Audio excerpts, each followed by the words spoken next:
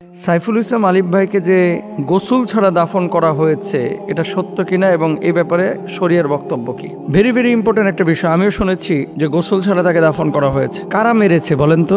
চোর ডাকাত মেরেছে ওনাকে? চোর ডাকাত কিন্তু মারেন নাই।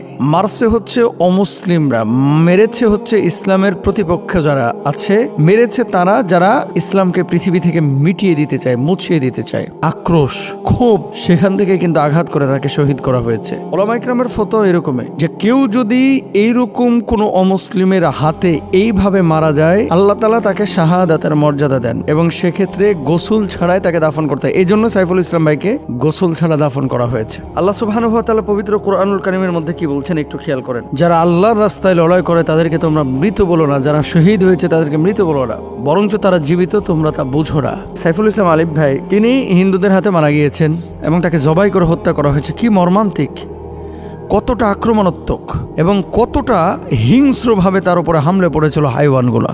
আমাদের এই ভাই আল্লাহ সুবহানাহু ওয়া তাআলা তাকে কবুল করেছেন, শাহাদাতের রমিয় সুধা তিনি পান করেছেন।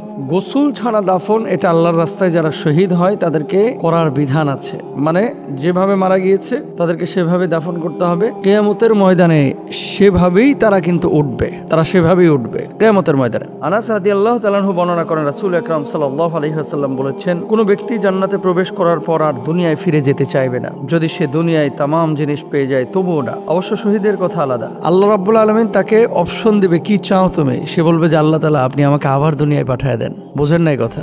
একজন মানুষ দুনিয়া থেকে যখন ইন্তেকাল করে আখিরাতে যাবে, আখিরাতে যাওয়ার পরে এই মানুষটা যখন জান্নাতে প্রবেশ করবে, জান্নাতে প্রবেশ করার পরে মানুষজনকে আল্লাহ সুবহানাহু ওয়া তাআলা জিজ্ঞেস করবে আর কি চাও তুমি?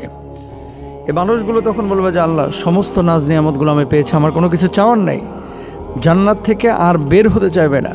কিন্তু শহীদকে যখন অপশন দেওয়া হবে, শহীদ বলবে যে আল্লাহ আপনি আবার আমাকে দুনিয়ায় পাঠিয়ে দেন, আমি আবার যাব, আবার লড়াই করব, আবার শহীদ হব, আবার জান্নাতে আসব, আবার লড়াই করব দুনিয়ায় গিয়ে, আবার শহীদ হব, আবার জান্নাতে আসব।